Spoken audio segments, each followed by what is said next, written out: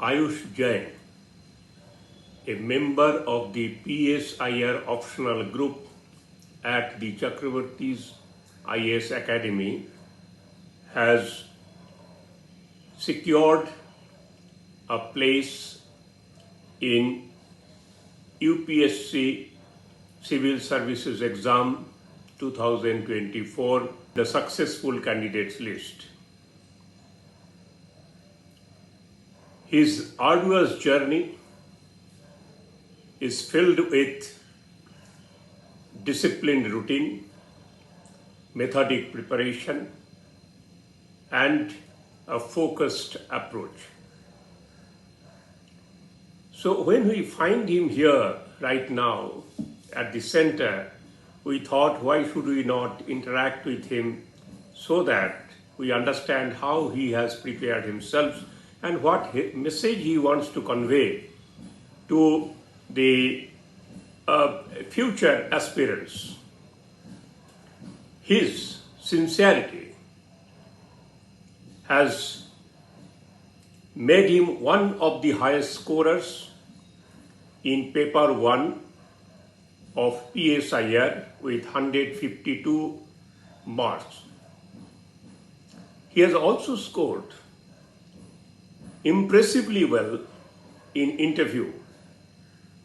All this has ensured All India rank 344 for him. When we have asked, how do you feel after getting selected in this coveted examination?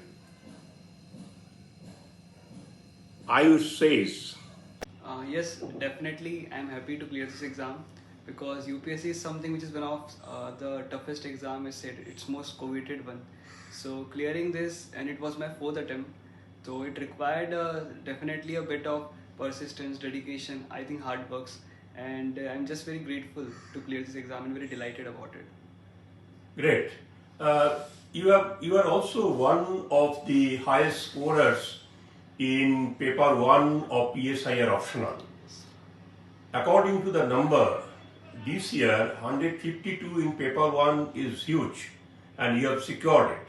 How did you prepare yourself to, to score this much? I think PSIR is a very interesting optional subject and it was my fourth attempt, so I have plenty of lessons to share about it. If I say first of all, the basic thing is the fundamentals about it. So one should be very thorough with the syllabus of PSIR. We do a thought to it when we select it, but we should be very, while giving exam, there should be proper knowledge of every topic of the syllabus. We should have at least 1 or 2 or 3 pager notes which are concise about every point of the syllabus of it. Secondly, similarly, we should be very thorough with our PYQs, the previous year questions of the PSIR, because they matters. They give us the kind of questions or the topics which can come from a certain topic, and it gives a brief idea about the way UPSC likes to ask the question from that topic. So any such topic in PYQs should not be left untouched. We should explore it, use different sources, Google it or other mediums, and integrate it back to our topic. Thirdly, I think very important lesson I learned in this year, this attempt, was that focusing on 10 markers also, because this is something I used to neglect in my earlier attempts.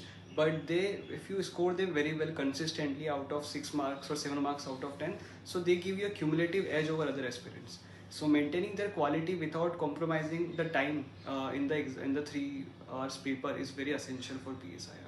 And lastly, I think in paper 2 specifically, if I go about IR, so remaining in touch with the current affairs is more important, because it's now a more volatile and dynamic world as we see in the current geopolitics. So to learn many scholarly opinions and how the debates are going on, their different perspectives, to have a holistic 360-degree understanding in this paper is very essential. I think those are the major undercurrents in PSI. So you have also scored very well in your personality test. Yes, sir. So how did you engage in the conversation with the board during your interview? Would you please throw some light on this? Sir, the personality test is one of the most fascinating and interesting phase in our this 3-phase journey of UPSC, because it's about knowing yourself, knowing thyself. So we prepare a lot of HR questions. We get to know about our strengths, our weaknesses. we get to know about the current affairs, we have to be updated about it, and we again revise our GS things. But most importantly, what transpires in that duration of interaction with the board is very important. So one is to be very genuinely. We have to ensure that we don't fake it. We have to be confident of our own self, present what we are actually, and be humble, be humility with the board. Take them as the elders who are actually want to know you. They want to get the best out of you. So just come out as yourself, as raw as possible. Try to interact with them. Be genuine in your opinions. Be truthful, and just give them what you are. And I think they will be the best to judge you in that case. I think that's what they're looking for. What will be your suggestions and recommendations for the future UPSC aspirants, given your experience of this journey to get selected in the final exam? UPSC is a very interesting journey. So although it's a very complex tool, so there are many different strategies for different people. I can give some broad generic things which actually help any aspirants, whether it's UPSC or you do in any part of your life. So I think the first is the maintaining discipline and consistency in your whole this journey requires most important. Just to show up every day, to put your daily routine आपकी दिनचर्या के हिसाब से, and doing that is very important. Secondly, from examination point of view, again I would repeat the PSI one, because the knowledge of syllabus and the previous year questions, it's a bible to help you to get a taste of what the previous year's taste of UPSC has been and how you can actually prepare for it accordingly. And thirdly, I think apart from the knowledge and consistent answer writing, which is definitely a go-to for any aspirant, you need to focus on your physical health as well, because a healthy mind also requires healthy body. So you have to do some exercise or yoga or whatever it is, but you have to ensure that you are in the best shape during those cycle. And last but not the least, the mental health, because it's a daily struggle with our own self. We have self-doubt, self-assessment. We always had this kind of mental fatigue.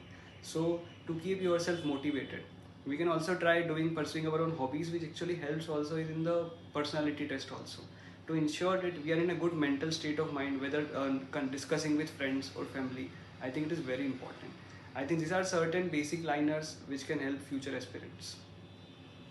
So any other thing you also want to say in this connection? So sir, one another thing which I forgot is that we take it as a journey, as a test. We spend multiple years in this journey. I think the most important lesson is to enjoy this journey, because these are the years which won't come back. We are stacking our prime years of our life in this exam.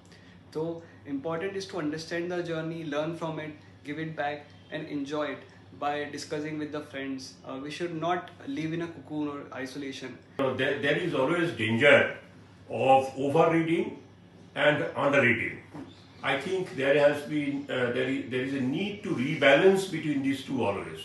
So how do you think that an aspirant can rebalance between overreading and less reading, because there is huge information stock and information flow, and that can be accessed to in no time. So how do you think and rebalancing on this is helpful? Certainly, sir. Because today, from a content point of view, there is a plethora of content. There is a problem of plenty for the people, for the aspirants. So I think one need to ensure that less is more. The less you read, the multiple times you read, it's better. For example, if it's prelims or mains, we should stick to certain one source. We should not feel FOMO ki there are other attempts or people are focusing on other sources, that content is good, that material is very good. We don't have to be like a content collector. So we just need to ensure, have faith in our own content, read it again multiple times, and try to reproduce it as it is in the exam when the question comes of it. I think that's a go-to how to handle this thing. Thank you very much. I wish all the best. Okay, have a nice future. All the best.